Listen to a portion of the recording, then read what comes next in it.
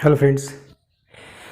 तो हम लोग आज पढ़ेंगे कैलेंडर चैप्टर का सेकेंड वीडियो है ना। इसमें हम लोग देखेंगे, अभी हम लोग पिछले वीडियो में हमने देखा था कि ऑड डेज और इवन डेज कैसे फाइंड आउट करते हैं। तो थोड़ा सा उसी को लेकर के आगे बढ़ते हैं है ना, जिससे चीज़ें आसानी से रिवाइज हो जाए। ठीक है, जैसे हमने बताया था कि 100 साल में है ना, 100 साल में कितने ऑड डेज होंगे। तो मैंने आपको बताया था कि आप जैसे आपको निकालना हुआ ऐसे काउंटिंग कर लेंगे। हालांकि अब ये जो 100वां साल होगा इसका 2 अंक क्या होगा, ये शताब्दी वर्ष होगा। अब ये जो शताब्दी वर्ष होगा तो इसको पता करना है कि भाई ये लीप शताब्दी वर्ष है या फिर सामान्य शताब्दी वर्ष। तो क्या करते हैं हम लोग 400 से भाग करते हैं। अगर हम 400 से भाग किए, ठीक है, अगर ये पूरा भाग चला गया तब तो ये लीप शताब्दी वर्ष हुआ। अगर भाग नहीं गया तो क्या हुआ, ये नॉर्मल शताब्दी वर्ष है ना। तो अभी तो भाग नहीं जा रहा है तो ये क्या हुआ, ये नॉर्मल हो गया, नॉर्मल लीप ईयर। ठीक है, अब बचे कितने, 99 साल। अब 99 साल में हम क्या करते हैं, हम 2 डिजिट जीरो नहीं है ना, तो हम ये पता करेंगे लीप वर्ष है कि सामान्य वर्ष। तो हम 4 से भाग करेंगे। यहाँ पे 4 से भाग कीजिए तो देखिए कितना आता है, ये आ गया 24। मतलब पूरा 24 कटा। तो अब ये जो 24 आया ना, इसका मतलब ये हुआ कि ये जो 24 साल कंप्लीट हुआ ना, ये वो मेरा हो गया लीप ईयर्स। और बाकी कितना, टोटल 100 थे ही, कितना आ गया ये नॉर्मल ईयर, कितना बचा मेरा, ये हो गया 100 माइनस 24 बराबर 76 वर्ष है ना। तो ये तो हो गया था कि भाई 100 साल में कितने लीप ईयर्स होंगे और कितने नॉर्मल ईयर होंगे। अब हमें ये तो मैंने पिछले क्लास में भी ये चीज़ें बताई थी। उसके बाद मैंने ये बताया था आपको कि जैसे क्वेश्चन ये पूछे कि 100 साल में कितना ऑड डेज निकालना है तो हम कैसे प्राप्त करेंगे, है ना। तो अच्छा, मुझे इसको जानने से पहले मैंने ये भी बताया था कि जैसे एक नॉर्मल ईयर होता है, तो नॉर्मल ईयर में होता यह है कि उसमें 52 सप्ताह 1 दिन होते हैं, और जो मेरा लीप ईयर्स होता है उसमें होता है 52 सप्ताह 2 दिन है ना। तो 52 सप्ताह 2 दिन, अच्छा जो 1 दिन और 2 दिन आया ना वही मेरा क्या है, ऑड डेज है, यानी कि विषम दिन है। तो मैं इधर मेंशन कर दे रहा हूँ कि नॉर्मल ईयर्स और लीप ईयर्स की बात हो। अब नॉर्मल ईयर में होता यह था कि 52 सप्ताह 1 दिन होता था, और लीप ईयर्स में होता था 52 सप्ताह 2 दिन। तो जो 1 दिन और 2 दिन होता था ये मेरा ऑड डेज होता था। ठीक है, अब ये चीज़ मुझे पता है कि अगर 1 साल होंगे, यानी कि अब नॉर्मल ईयर्स में होता क्या था कि 365 डेज होते थे, और लीप ईयर्स में 366 डेज है ना। मैंने ये चीज़ लिखा। अब देखो, मुझे इसी के थ्रू यहाँ पे मुझे निकालना है कि कितने ऑड डेज आते हैं एक 100 साल में। ठीक है, तो ठीक है, अभी हम थोड़ा दूसरे मार्कर से लिखते हैं। देखिए, अब मुझे पता करना है, मैंने फिर से इधर लिखा, अब मैं इसको फिर से लिख दे रहा हूँ है ना। जैसे अभी यहाँ पे कितना आया, ये 24 आया एक, और इतना 76 आया। अब ये 24 ईयर जो हुआ, मतलब टोटल मेरे पास कितना था, 100 साल था, और 24 ईयर जो है वो क्या था, मेरा लीप ईयर्स है, और जो 76 है वो क्या है, नॉर्मल ईयर है ना। अब मुझे ये पता करना है कि इसमें कितने ऑड डेज और होंगे 100 साल में। देखिए, अब मुझे देखो 24 साल है, लीप ईयर्स है ना, ये लीप ईयर्स है, ये नॉर्मल ईयर है। अब मुझे पता है कि 1 साल में कितने ऑड डेज होते हैं लीप ईयर्स में। लीप ईयर्स में अगर होता है तो 1 साल में लीप ईयर्स में 2 दिन क्या होते हैं, वो विषम दिन होते हैं है ना। 2 दिन क्या होते हैं, विषम दिन होते हैं। अब मुझे यहाँ पर क्या करना है, 24 × 2 से मल्टीप्लाई करेंगे, कितना आएगा, ये मेरा आ गया 48 है ना। यहाँ पे 48 डेज हो गए, और यहाँ पे करेंगे तो नॉर्मल ईयर है, चूँकि 1 साल में नॉर्मल ईयर में केवल एक ही विषम दिन होता है। तो बस यहाँ से 1 से हम गुणा करेंगे, 76 × 1 कितना हो गया, 76 आया। अब दोनों को हम ऐड कर देंगे, 48 + 76 मैंने ऐड किया, कितना आया, ये आ गया 124 है ना। अभी तो 124 आ गया। अब इतना दिन तो होगा नहीं, अब होगा कितना, अब मुझे ये 124 है ना, इसको हम 7 से विभाजित कर देंगे, यानी कि हमें 7 से भाग देना है। तो ठीक है, ये दिख तो रहा है ना सबको, ठीक है। अब देखिए, अब इसी 124 को हम 7 से डिवाइड करेंगे, उसके बाद जो शेष आएगा ना वो होगा मेरा ऑड डेज। अभी देखते हैं, देखिए अभी भाग देंगे तो एक बार गया, 5 हुआ, ये 54 हो गया, 7 × 7 = 49। अभी कितना बच रहा है मेरा, ये तो पूरा पूरा चला गया 17 बार में। अभी के बच कितना शेष, ये हमारा रिमेनिंग है ना, जो मेरा रिमेनिंग है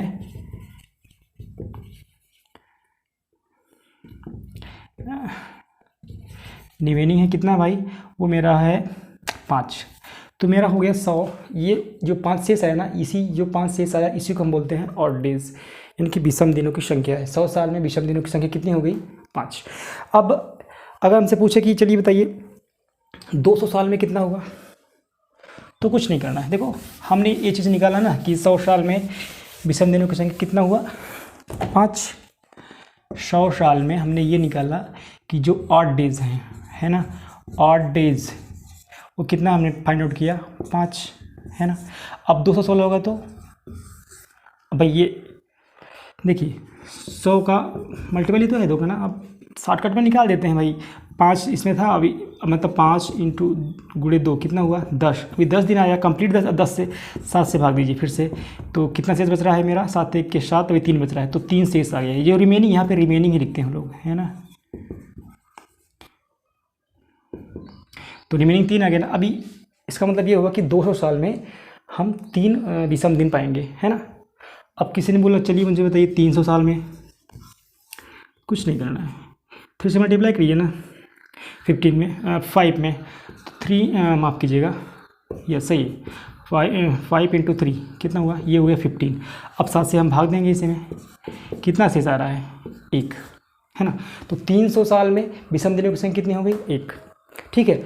अच्छा अब बात आती है कि 400 साल में, थोड़ा सा इसमें अब जो 400 साल की बात आई, थोड़ा सा हम इसे चेक करेंगे कि क्या जो 400वां साल है, जैसे अब इसमें देखिए ना 100वां साल, 200वां साल, 300वां साल, अभी ये क्या है, शताब्दी ईयर्स तो है, हमने चेक किया, हमने पिछले क्वेश्चन में भी चेक किया था कि ये क्या लीप शताब्दी वर्ष है, नहीं है, चूँकि मैंने 400 से भाग दे रहे थे, भाग नहीं जा रहा था, इसमें भी नहीं जाएगा तो ये भी नॉर्मल ईयर होगा, इसमें नहीं जाएगा तो ये भी नॉर्मल। लेकिन यहाँ पर देखेंगे 400 में अगर 400 से भाग देंगे तो भाग चला जाएगा, इसका मतलब ये हुआ ये नॉर्मल ईयर नहीं होगा, है ना, वो ये क्या होगा, ये माफ़ कीजिएगा, शताब्दी वर्ष तो है ही, ये मतलब नॉर्मल शताब्दी वर्ष नहीं होगा, ये क्या होगा, लीप शताब्दी वर्ष होगा, है ना। तो अभी यहाँ पे थोड़ा सा यही चीज़ हमें देखना है, बाकी सब चीज़ें तो सेम ही हैं, ठीक है। तो चलिए हम 400 में निकालते हैं कितना विषम दिन है, ठीक। 400 साल में विषम दिनों की संख्या, देखिए कुछ नहीं करना है, सेम चीज़ करना है।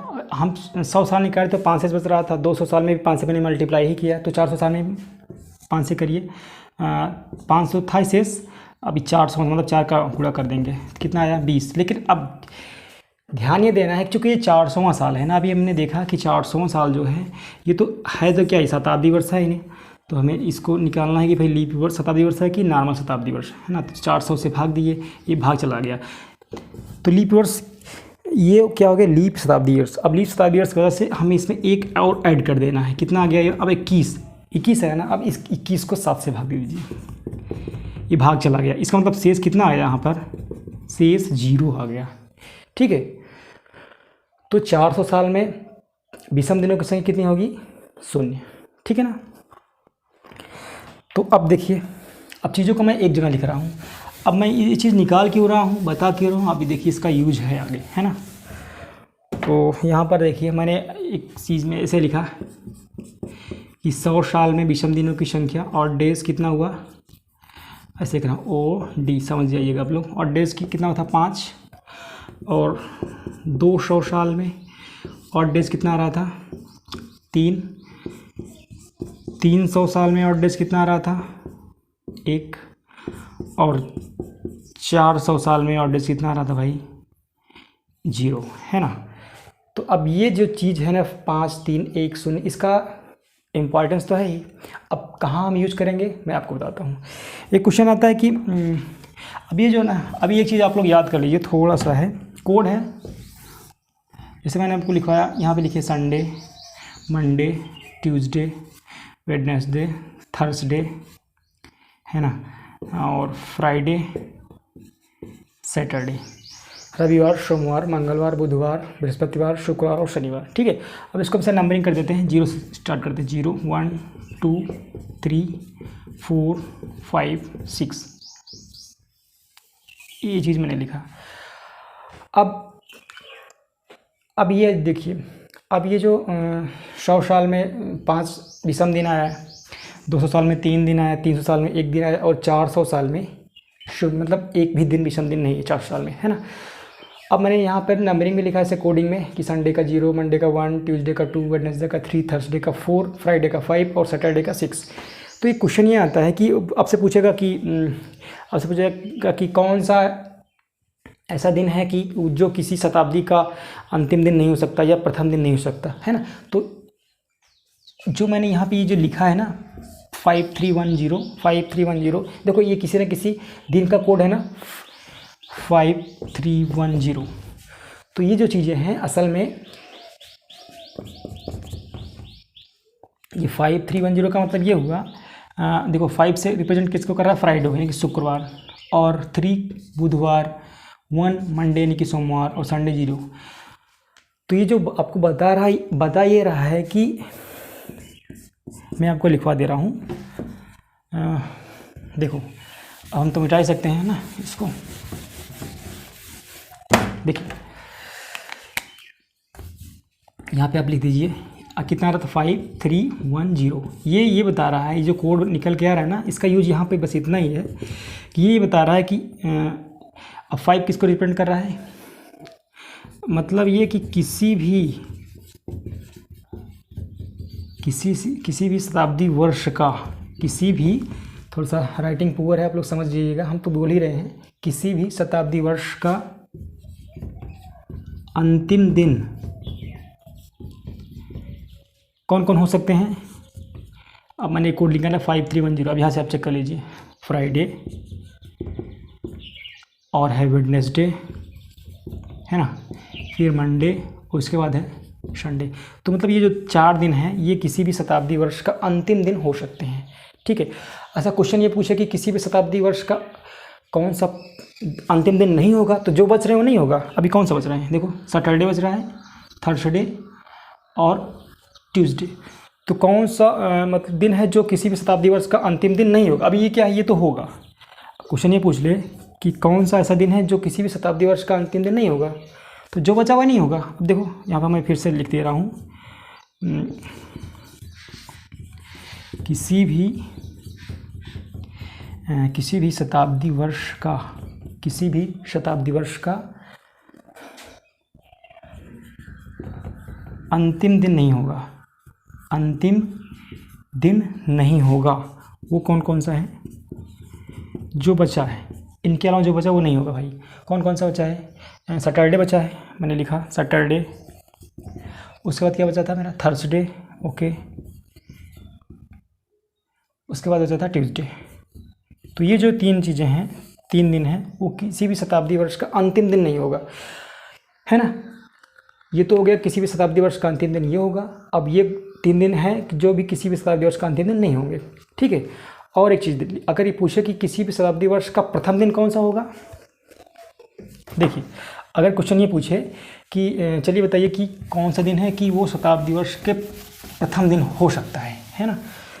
तो जो आपने जो निकाला है ना कि किसी भी शताब्दी वर्ष का जो अंतिम दिन है उससे एक दिन बढ़ा करके वो क्या हो जाता है, वो होता है अगला दिन, मतलब किसी भी शताब्दी वर्ष का वो प्रथम दिन हो सकता है। कौन से हैं मैं इधर से मेंशन कर दे रहा हूँ, किसी भी शताब्दी वर्ष का प्रथम दिन हो सकता है, है ना। राइटिंग पुअर है आप लोग समझिए, लेकिन आप लोग अच्छे से लिखेंगे, है ना। हो सकता है वो कौन सा दिन है, मैंने क्या बोला, हमने ये बोला कि जो आपने निकाला है ना कि कौन सा किसी भी शताब्दी वर्ष का अंतिम दिन कौन सा हो सकता है ना, वो जो चारों निकाला है उससे एक दिन ज़्यादा वो क्या हो सकता है, वो प्रथम दिन होगा। फ्राइडे का अगला दिन क्या होगा, सैटरडे। बस ध्यान रहे प्रथम दिन की बात हो रही भाई। और वेडनेसडे का थर्सडे, और उसके बाद मंडे के बाद कौन सा है, ट्यूसडे, है ना, ट्यूसडे है। उसके बाद है सैटरडे,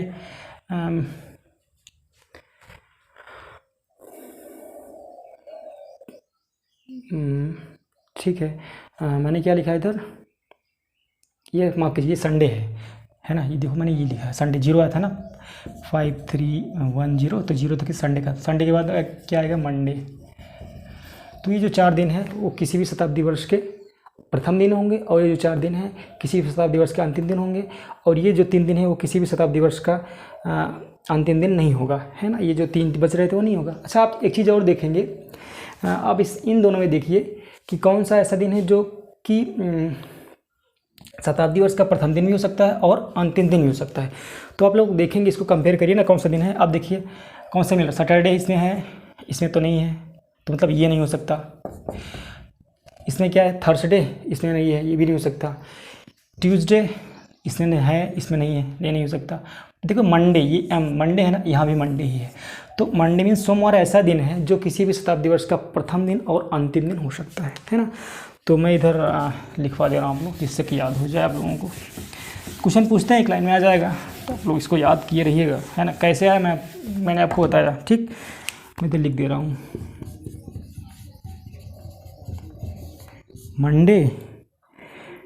मंडे एक ऐसा दिन है, मंडे एक ऐसा दिन है जो किसी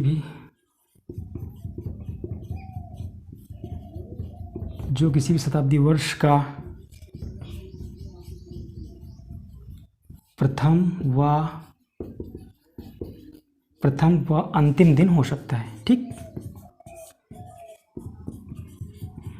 तो ये चीज़ हम हो सकता है ना, माफ़ कीजिएगा, अब सही है, ठीक है।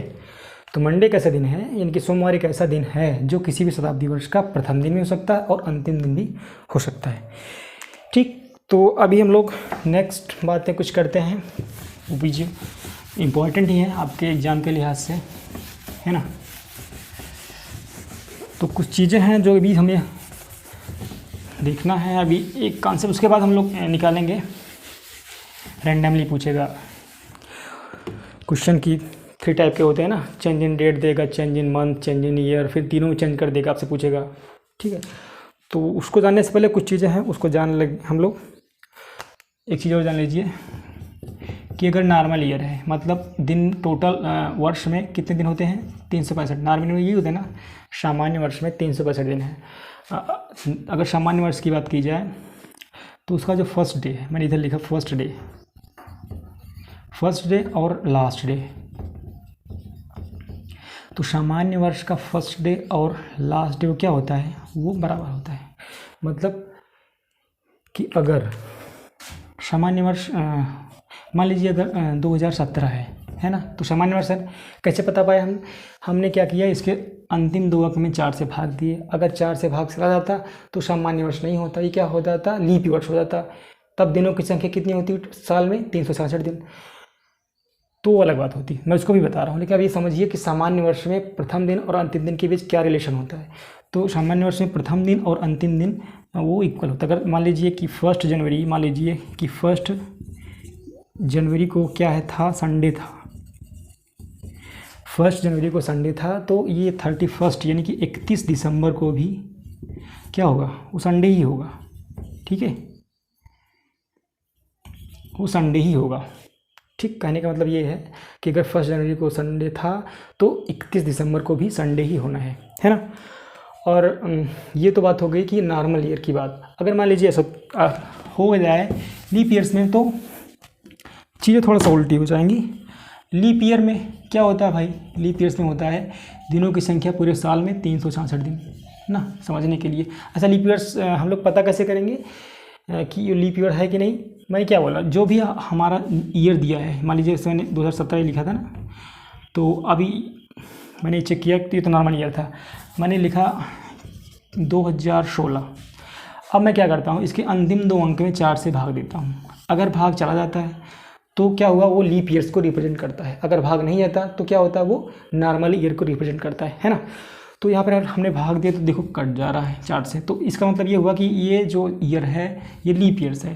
कहने का मतलब ये है कि इस वर्ष में जो फरवरी की महीना होगा, उस फरवरी में 29 दिन होंगे, है ना। वैसे साधारणतः कितना दिन होता है, 28 दिन। अब जब लीप ईयर्स की बात आती है तो इसमें ये चीज़ है कि इसका जो फर्स्ट डे होगा, फर्स्ट डे और लास्ट डे, है ना। इसका फर्स्ट डे और लास्ट डे की बात करते हैं। तो इसका जो फर्स्ट डे है और लास्ट डे में क्या रिलेशन होता है, जैसे यहाँ पे हमने रिलेशन पता किया कि जो फर्स्ट डे और लास्ट डे, यानी कि मान लीजिए कि 1 जनवरी और 31 दिसंबर की बात हो रही है, तो दिनों की जो दिन हो वो सेम होंगे, है ना। तो यहाँ पर एक दिन है कि वो एक दिन ज़्यादा होता है बस, है ना। जैसे मान लीजिए यहाँ पर 1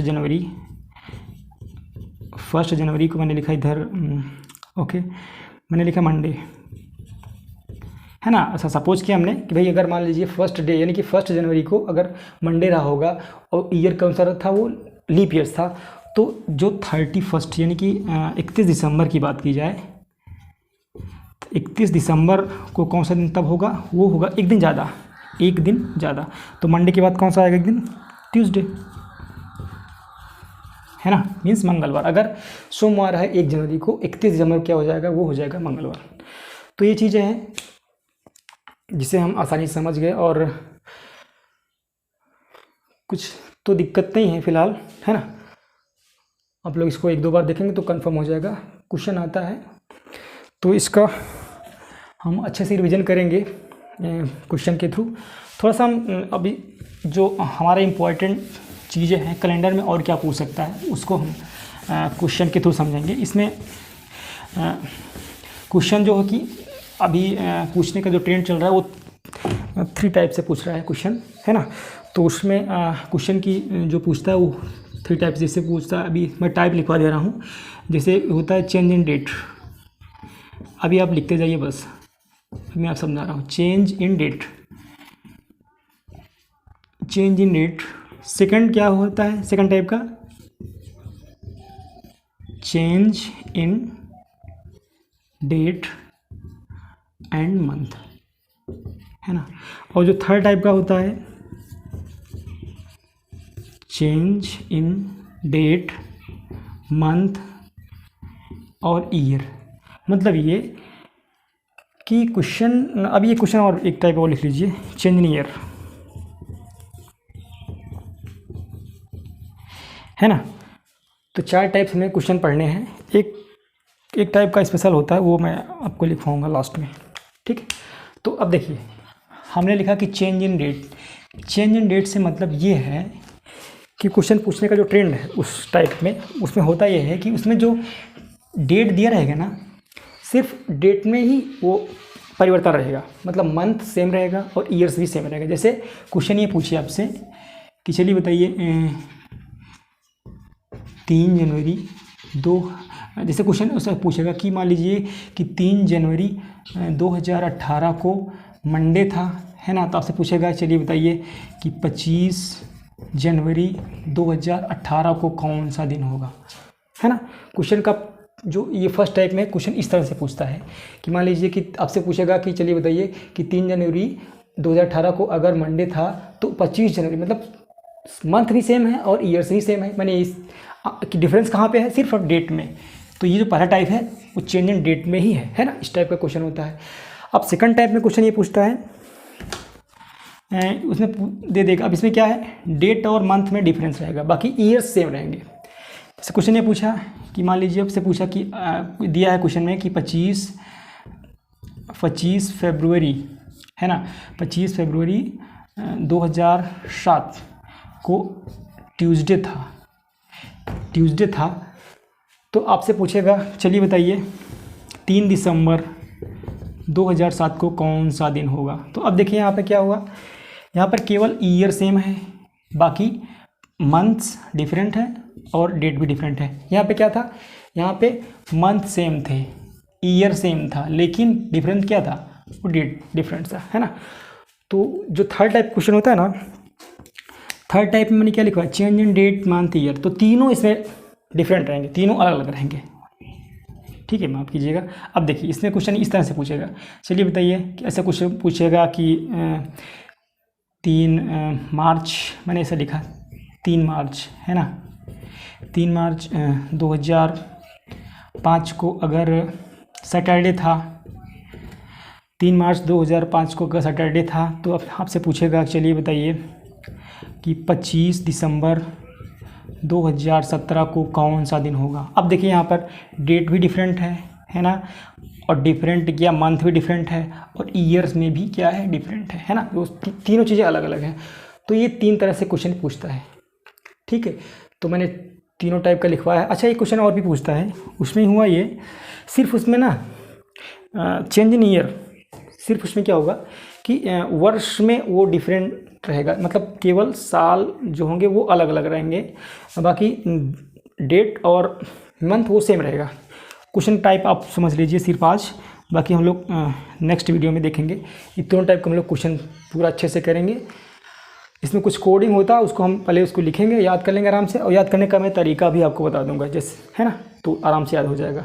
तो अच्छा, इसका टाइप मैं थोड़ा सा आपको इधर बता दे रहा हूँ कि इसमें क्वेश्चन पूछता कैसे है। इसमें ये पूछता है, जैसे आप दे देगा कि 5 फरवरी 2007 को, मान लीजिए ऐसा पूछा कि भाई 5 फरवरी कि अगर 5 फरवरी 2007 को ट्यूसडे था, तो बताइए कि 5 फरवरी 2019 को कौन सा दिन होगा। देखो मैंने क्या लिखवाया, चेंज इन ईयर ना, सिर्फ ईयर में ही वो अलग अलग रहेंगे, ईयर ही मतलब ईयर ही वो क्या होगा, डिफरेंट रहेगा। बाकी डेट भी सेम है, ईयर भी सेम है। देखो ना, डेट ईयर सेम, डेट माफ कीजिएगा, डेट और मंथ सेम है, डेट मंथ 5 फरवरी 5 फरवरी, लेकिन ये देखो ईयर में वो तो वहीं पे अलग है। तो ये मेरा ये चौथा टाइप है। तो इस तरह से इस प्रकार के क्वेश्चन होते हैं। तो नेक्स्ट वीडियो में सिर्फ और सिर्फ मैं ये जो चारों टाइप है उसके मैं क्वेश्चन को आप लोगों को कवर करवाऊँगा, ठीक है। तो बाकी सब चीज़ें ठीक है, लैंग्वेज में थोड़ा सा प्रॉब्लम हो सकता है, बाकी मैं तो बोल ही रहा हूँ। बाकी भाई डेट मीन्स दिन होता है, मंथ मीन्स महीना, इतना तो आप लोग सबको जब पता है, ठीक है। तो ठीक है, इस 4-5 टाइप जो भी हैं सबको हम लोग नेक्स्ट वीडियो में कवर करेंगे, उसके बाद ये चैप्टर हमारा ख़त्म हो जाएगा, है ना। तो ठीक है, आप लोगों को कैसा लगा ज़रूर बताइएगा, ठीक। बाकी आप लोग मेहनत कीजिए, जो भी होगा हम लोग साथ में मिलकर करेंगे, ठीक है। Thank you friends.